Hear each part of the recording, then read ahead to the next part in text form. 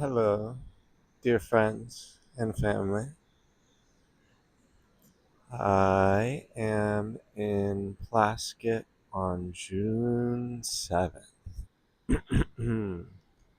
We have been biking through Big Sur for only 2 days now after leaving our cousins. Shout out Corrine and Camilla and John and well, I don't have to say where they live. That might be better left out.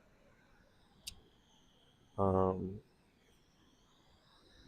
but it's been extremely beautiful all along Highway 1, and we almost skipped the gorge, which is in Big Sur.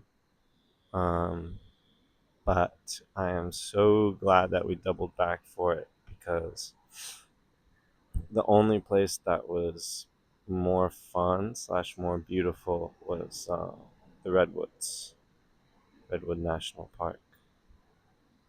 Um, the water was so clear, and it was just a really fun hike. Uh, I don't know if it's everybody's thing, but moving on the rocks was a lot of fun. Being barefoot was a lot of fun. Minimal bouldering was a lot of fun. I had to do a good amount of like easy rock climbing, and I did a front flip off a rock, which was at least 5 feet high, maybe 10, maybe maybe 11. And then I did another rock off, or another jump off another rock, which is even a little bit higher. I I fell once and I banged my knee. I I was on a rope and I kind of swung bad and I hit my hip, and I found a lot of nice rocks. I did some rock hunting just like I did on Redwoods. So, two things that were the same about the Redwoods and Big Sur, and those were my two favorite days so far, were that I did rock hunting and that I was barefoot for some of it, and that I was in the water for some of it. One was ocean, one was river gorge. Um, but yeah, I'm so tired. So tired. I think I might be getting sick. There's a kind of seeping tiredness and coldness, but also like kind of a red hot warmth in my hands, the kind that you feel when you get a fever. So I'm a little bit afraid about that. Um,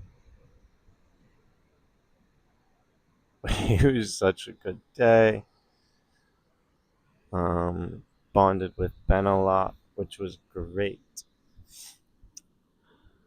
Mm,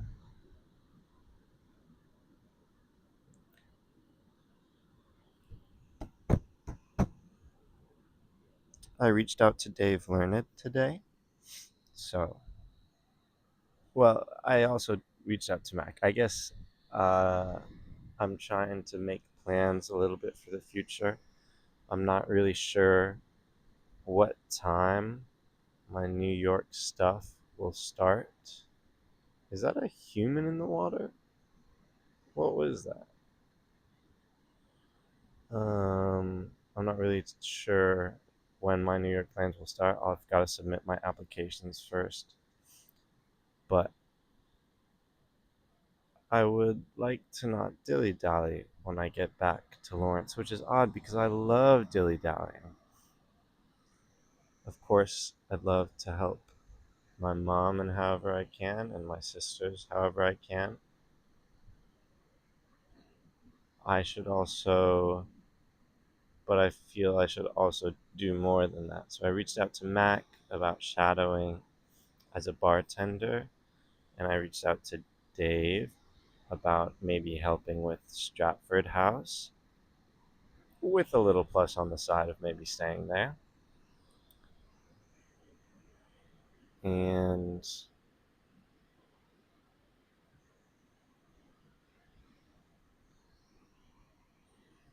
What else? It was a lot of fun staying with Korean. She treated us so well, and we ate so much that we haven't had to go grocery shopping for over a week. And some of that was before Korean, but most of that is because of Korean. Um, since we left LA, we haven't had to go, or I haven't had to go grocery shopping. I'm making this one a little bit longer just because I've had such a long day and because, well, I haven't uh, done one of these in a while. So, Naomi texted today. That made me really happy.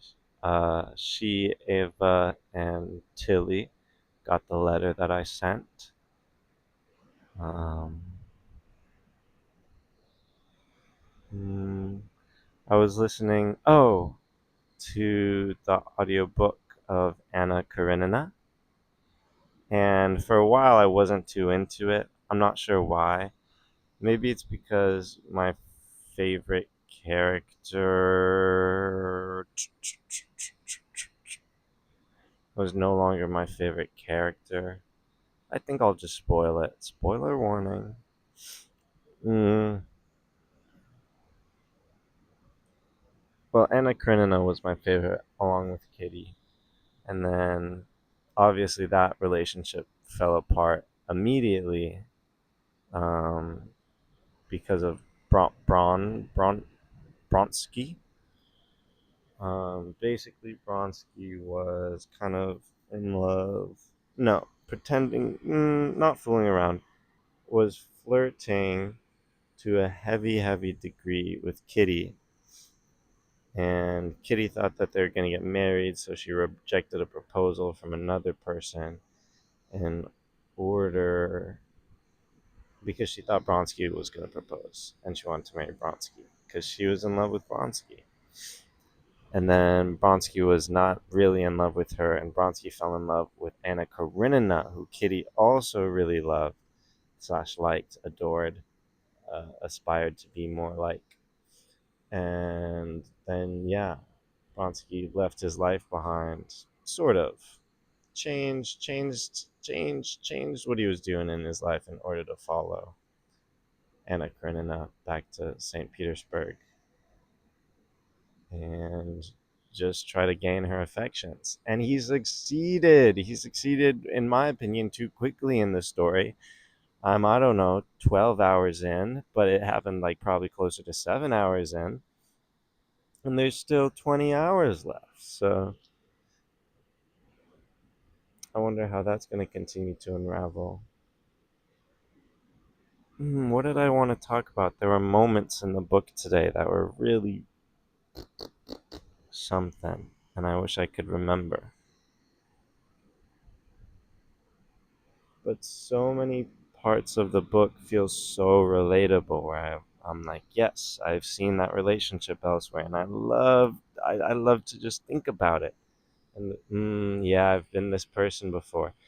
Uh, as this, and that's with every single character. I can relate to every single character in the story, which I think is very fun. And it also, I think, helps me reflect on myself, on things that I'd like to bring out more and bring out less. There's one character which I think is more specifically like me, at least in certain ways.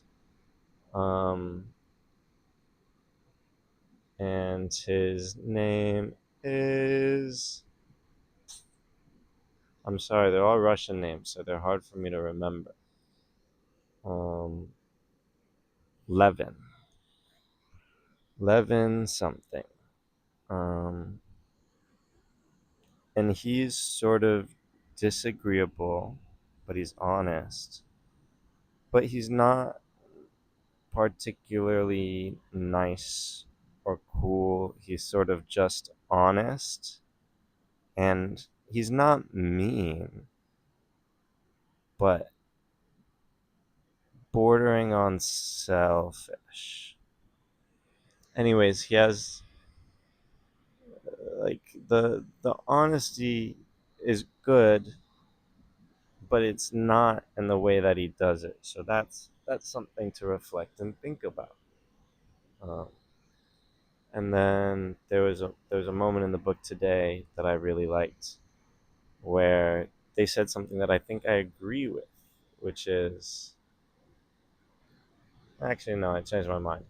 The idea was that a lot of people who are very passionate about moral good and feel that everybody has like a duty to be somewhat equally as passionate,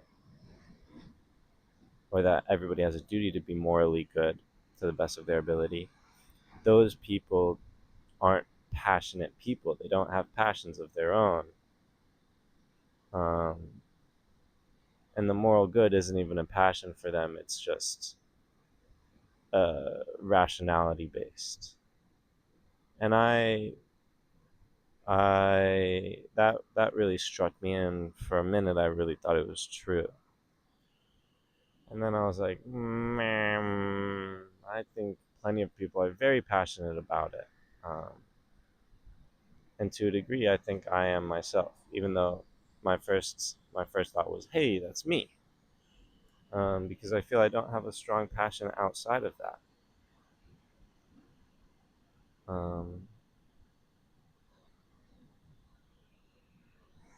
we're 11 minutes 48 seconds in.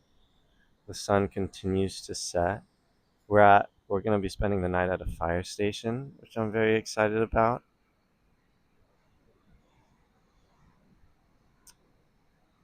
But we're not allowed to enter till 9, so or like not even try to enter until 9. So we've got to wait it out. Um, I'm cold and I'm hungry and I'm a little bit tired and a little bit thirsty. But you know how when you're cold you don't want to drink water? I'm out of gasoline for my camp stove. Uh, but I think I'm in decent morale. My bike's holding up better than either of the other two. Alex has been having so many bike troubles, just days on end, um, and it's really starting to get him down. Yesterday we met. Yesterday night when we rolled into camp, we met a guy named Ian, and he went the same distance we had um, in 7 days. So 4 times faster than what we managed, if not even more. So that's not necessarily disheartening, but wild to conceive of.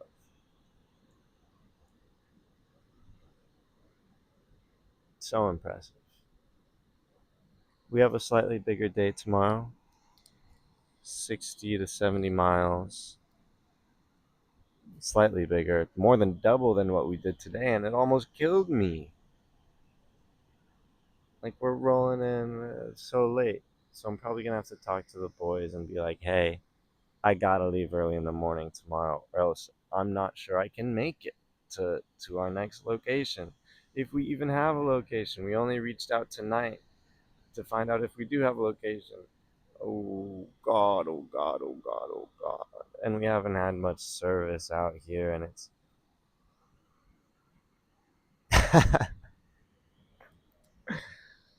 um,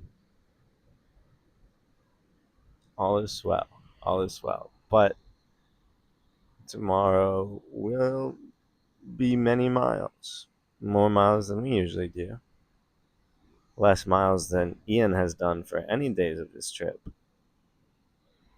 Hmm.